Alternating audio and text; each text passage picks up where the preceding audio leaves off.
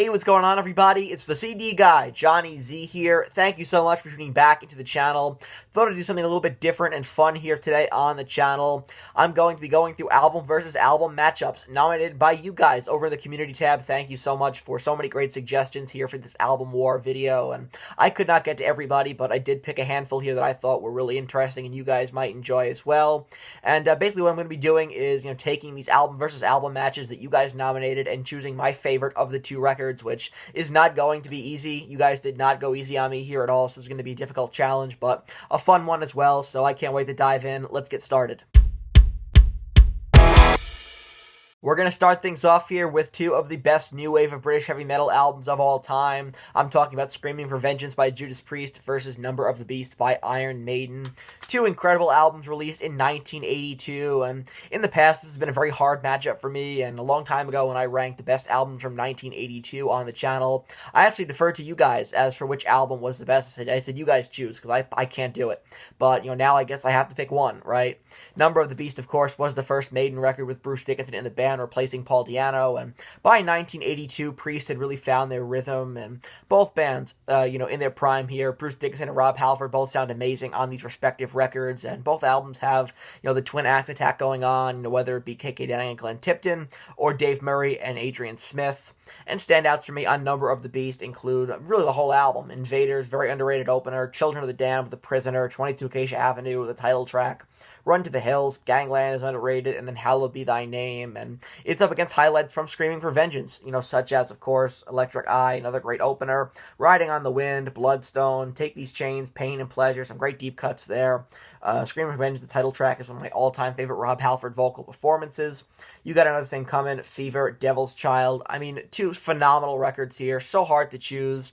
Number of the Beast, of course, was the final Maiden record with Clive Burr on the drums, and that's really what it comes down to here, is the drumming of Clive Burr versus the drumming of Dave Holland, and I think they're both phenomenal drummers, but I just prefer Clive's work a little bit more on those first few Maiden records, including here on Number of the Beast. That's going to give it the slight edge for me, so a very hard matchup, but I got to go with my gut. Maiden are my favorite band of all time, and so I'm just going to give the edge to Iron Maiden with Number of the Beast, slightly over Screaming for Vengeance. We have another Iron Maiden matchup here with Somewhere in Time versus Seventh Son of a Seventh Son. Two classic Maiden records released during their incredible streak of 80s albums, and two records with more of a futuristic feel and vibe to it as well. The band introduced synth effects on Somewhere in Time, and Seventh Son is the first to feature keyboards, which really added, I think, another element to the Maiden sound, and the band could do no wrong around this point, in my opinion at least, and going track by track.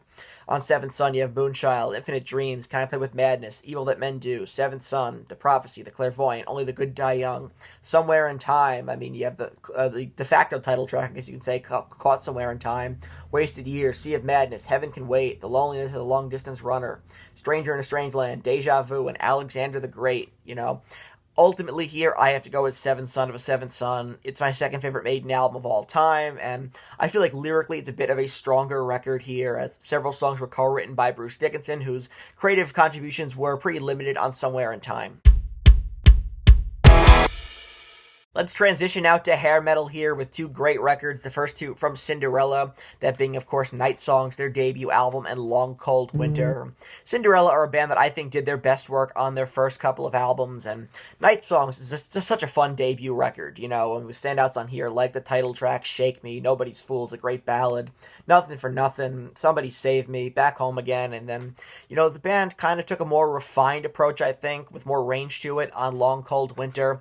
Some room for growth on this album, right? Bad Seamstress Blues, Falling Apart at the Seams, Gypsy Road, great rocker, Don't Know What You Got Till It's Gone, classic ballad, The Last Mile, Long Cold Winter, Coming Home is great, Take Me Back to close things out. And so, although I know some people might go with Night Songs instead, they prefer their debut album. For me personally, I'm a bigger fan of Long Cold Winter. I just think it's a stronger record, and like I said, a bit more of a range here on the record. The band grew a lot in between releases, and there's a reason I didn't include Cinderella on the recent video I did of bands who peaked on their debut, and that's because I enjoy Long Cold Winter just a little bit more. Next, we have one of the most requested matchups in the community tab. That's Ozzy versus Dio. Their first solo records here, Blizzard of Oz versus Holy Diver. Two of metal's best and most successful solo debuts of all time, and both Ozzy and Dio reinventing themselves here after being ousted from Black Sabbath. Both Ronnie and Ozzy worked with tremendous lineups around this time, right? I mean, on Blizzard of Oz, you have, of course, Ozzy, Randy Roselie, Kerslake, Bob Daisley, and Don Airy. And on Holy Diver, the original Dio solo lineup here of Ronnie, Jimmy Bain, who was Ronnie's old buddy from Rainbow. You have Vivian Campbell on guitar, and Vinny Appice, who Ronnie took with him from Black Sabbath. And just love the lineup comparison here. You know, love the solos by Randy Rhoads and Vivian Campbell on these two respective records. And two tremendous guitarists. Vivian Campbell, who was always a very underrated player in my opinion, but Randy's soloing is just so innovative that it's hard to, compete with. Lyrically, Dio wrote some of his best stuff on this album, like Don't Talk to Strangers and Shame on the Night. And of course, you have the classic Holy Diver title track here as well. The great opener, Stand Up and Shout. And then on Blizzard of Oz, full of classic Ozzy solo tracks here. Great cuts on here like I Don't Know, Goodbye to Romance, Suicide Solution, Mr. Crowley, Revelation, Mother Earth, Steal Away the Night. Of course, you have Crazy Train, which is, a great song, but I never really need to hear it again. And so, it really comes down to Dio was the stronger vocalist of the two, and I think that's what's going to decide it here. Ultimately, I'll take Holy Diver over Blizzard of Oz because of Ronnie's stronger vocals, but it's a super close call, and ultimately I couldn't imagine metal today without either of these two records. Let's talk some death metal here with Leprosy versus Human, two great albums here by Death. And Death never made a bad album, and Leprosy is one of death metal's greatest sophomore releases. But Chuck Schuldiner had really led the band through musical evolution by the time of Human. There's a lot more technical and progressive stuff on this record, which also features my favorite Death lineup of course, Chuck, Paul Masvidal, Sean Reinert, and Steve DiGiorgio. But Leprosy was my first Death album. It was my introduction to the band, and I remember hearing the riffs, the massive, monstrous, bone-crunching riffs on Pull the Plug and the title track, and just being absolutely hooked right away. And so the sentimental favorite here for me has to be Leprosy. Probably my second favorite Death album of all time, behind Symbolic. We've got another classic death metal matchup here with Cannibal Corpse and The Bleeding versus Tomb of the Mutilated. Two really different records if you think about it. The Bleeding is, a bit more decipherable vocally and more accessible, but stacked from top to bottom. And Tomb of the Mutilated also stacked as the more abrasive of the two records. And the final, with the original lineup as well. The Bleeding marked the final album with Chris Barnes in the band. And, for as much flack as Barnes gets these days at least, the Barnes era of the band is my favorite era of Cannibal Corpse. And truthfully, you cannot go wrong with either of those two albums. They're both essential listens in my opinion, and while Tomb has a super evil guitar tone to it, and the lyrics are just brutal, I think The Bleeding is all around a more consistent record. The production is cleaner, it's a bit more of a return to a more riff-based approach. Barnes goes out with an incredible final two albums for the band, but The Bleeding is my go-to Cannibal Corpse record, and I think it best encapsulates everything that makes Cannibal Corpse so great, but that doesn't take anything away from Tomb of the Mutilated, another fantastic record, which includes Hammer Smash Face, which is kind of like the Enter Sandman of death metal, but I can never get tired of that either. I love the idea of kind of going a bit outside of the box here, and instead of just sticking with the heavy hitters, and this is a really interesting matchup here that I enjoy. This is a great suggestion in the community tab, pitting No More Color by Coroner versus Death or Glory by the German metal band Running Wild. It's thrash versus power metal here, and two really great and underrated records in my opinion. Death or Glory is definitely an essential power metal listen, full of live staples for Running Wild, like Bad to the Bone and Riding the Storm, and there's a lot of variety on that record. The riffs on here are totally earworms, and it's no doubt the peak of Running Wild's career. But then you have No More Color by Coroner, and this was their third record and extremely important to the evolution of their sound up to this point as the band began to expand, be more progressive and technical. And so you have, two albums here full of variety, and that's what makes it such a great matchup. But for me, I just dig the experimentation on No More Color a bit more, including elements here of prog, jazz fusion, avant-garde, classical, and more. Really loving the diverse matchups you guys submitted here, and so now we move to grunge in the 90s with Dirt and Tripod, two classics by Alice in Chains, and this was one of the hardest ones for me to choose, because Dirt is probably the greatest grunge album of all time, and it's the most iconic of the two records for sure, but there are days when Tripod is my favorite Alice in Chains record. It's just a perfect abrasive album for a cold, rainy winter day, from Facelift to Dirt to Tripod, each Alice in Chains record got darker, and the lyrics written by Jerry Cantrell Cantrell and Lane Staley cut even deeper. And Lane's voice was at its peak around the time of Dirt, right? He sounds phenomenal here. And you have standouts on this record, really the whole album, right? Them Bones, Damn That River, Rain When I Die, Down in a Hole, Sick Man, Rooster, Junkhead, the title track, Hate to Feel, Godsmack, Angry Chair, Wood, and then you have Tripod, which is just a sludgy, doomier, heavier record, and this is Lane Staley post-Mad Season here, deep into the throes of addiction at this point. Probably the band's most honest record, I would say, and this is one of those cases where I think Dirt is the better album, but right now it's not my personal favorite, and so my pick could change tomorrow with these two records, but I'm going to give the edge today to self-titled Tripod from 1995.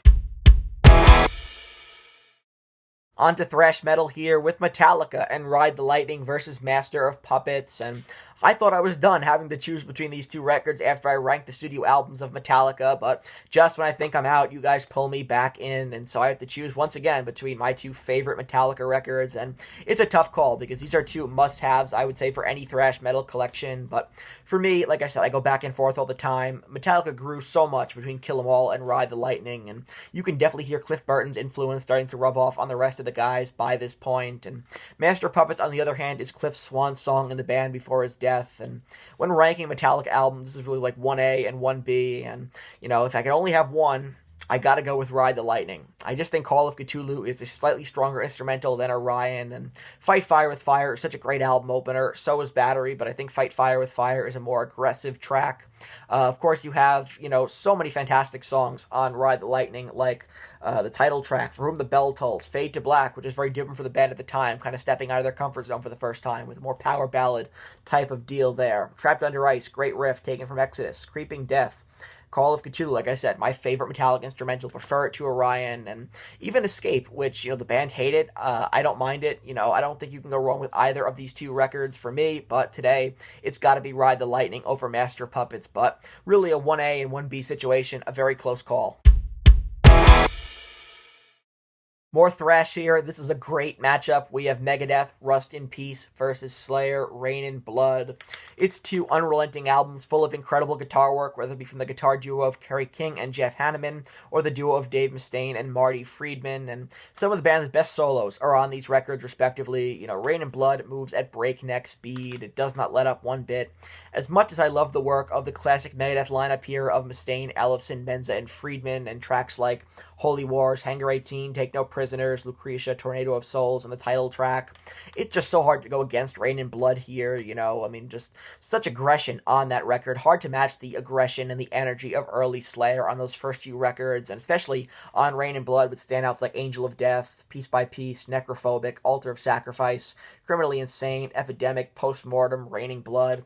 So many awesome songs here, and, Rain in Blood was an album that, was so thrashy and so intense that the band themselves even said, there's no way we can top this. We've got to slow things down a bit on South of Heaven just to give ourselves a fighting chance.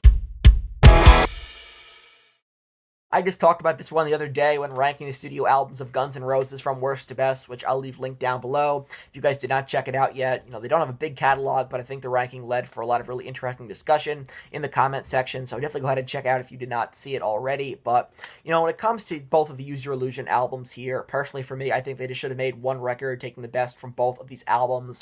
In hindsight, this definitely should have been one album, because when you have two records here, it allows for a lot of filler. They kind of bring both records down for me, but still, I've always preferred Use Your Illusion 1. I think it's a more consistent album, and, it features far less filler, and some great standouts on here, like Right Next Door to Hell, great opener, Dust and Bones, Live and Let Die, the original Don't Cry, which, not really sure why they felt the need to include an alternate Don't Cry on Use Your Illusion 2, just doesn't make any sense, it's not necessary. Perfect Crime, The Garden featuring Alice Cooper, November Rain, Bad Apples, Coma. A lot of great songs on here. For me personally, though, again, like I said, I'd rather take the best from both of these records and put them together onto one album. Hindsight being 2020, that was probably the best way to go, but instead we got two records, which were fine, right? But still, I think they're both full of a lot of filler. Next, we have the only live album matchup here on this list, and it's a trio. The Eagle Has Landed 1 versus The Eagle Has Landed 2 versus 3 by Saxon here. Three really interesting live albums, I think. You know, part 1 recorded and released in 1982, part 2 from 1995, and part 3 released in 2006, which is the best Eagle Has Landed version here of the three. And this is, you know, a very difficult one because Saxon have a great catalog and are always a great live band, but for me, I have to go with The Eagle Has Landed 1. You know, they're all great live sets, but I think the first one is by far the best. This was just peak Saxon, at least for me. You know, the band were on fire here in support of the Denim and Leather tour, and it's jam-packed full of Saxon classics like Motorcycle Man, 747, Princess of the Night, Strong Arm of the Law, Wheels of Steel, and more. What a set list, and just peak Saxon for me. Really intriguing matchup here. We have Kiss and Love Gun versus Rush, Permanent Waves, and I thought this was a really cool matchup. It may seem a bit unorthodox, but, you know, my favorite Rush album is Permanent Waves, and my favorite Kiss album happens to be Love Gun, you know, so this is a really interesting matchup for me. Love Gun is, you know, I think the best of the original Kiss lineup here on display. Such a fun record, and, you know, it's full of Kiss essentials, you know. Right, tracks like I Stole Your Love, Christine 16, Got Love for Sale, Shock Me, Ace Frehley first time on lead vocals, Tomorrow and Tonight, Love Gun, Hooligan, really fun Peter Criss track, Plaster Caster, Almost Human. So many great songs on here. And then you have Permanent Waves, right? Rush stepping into the 80s here. And although I love Kiss, and although I love Love Gun, Permanent Waves and Rush in general, I think, get the upper hand in terms of musicianship. You know, you have Geddy Lee taking a more restrained vocal approach on this album, and the band moving towards a proggy but concise sound. That's really interesting, and you have more incredible lyrics and drumming by Neil Peart on here as well. Love Gun is my favorite Kiss record, but in terms of songwriting, gotta give it to Rush and Permanent Waves. Well, there's only one way we could end this here, and it's with the World Series of Torture, two of my least favorite albums of all time, Eat the Heat by Accept versus Music from the Elder by Kiss. You'll notice I don't even own Eat the Heat, don't want to, you know, really don't even want to own Kiss's Music from the Elder either, but anyway, Music from the Elder is a terribly produced, completely misguided concept album by a lost band, but there's still nothing redeemable at all about Accept's Eat the Heat, a sellout hair metal record, and I talked about this on the channel a couple weeks ago. Accept are one of those bands that are so consistent in what they do.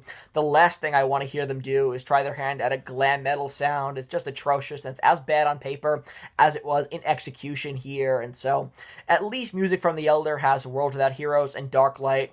I can't name one song worth re-listening to on Eat the Heat, and quite frankly, I don't want to re-listen to Eat the Heat. That sounds like a punishment. So that wraps up this first installment of Album Wars. I think this was a lot of fun. You know, thank you guys so much for all your submissions, and there were a lot of submissions here. I could not get to all of them, but thought this would be a good way to start, and, you know, if you guys enjoy this, is something you want to see more of, I can definitely pull from other requests in the comments of the community tab and do more of these, which would be a lot of fun. I think it's kind of cool to do something different, more interactive, so hope you guys enjoyed this as much as I did. If you did, please give this video a thumbs up, subscribe to the channel down below, help me reach my goal of 4,000 subs here on YouTube, and let me know down in the comment section below what are your thoughts on my picks here when it comes to some of these album versus album matchups. Who would you go with instead? Would you agree? Would you disagree? I definitely want to hear from you, and until next time, it's the CD guy, Johnny Z, signing off. Take care, everybody.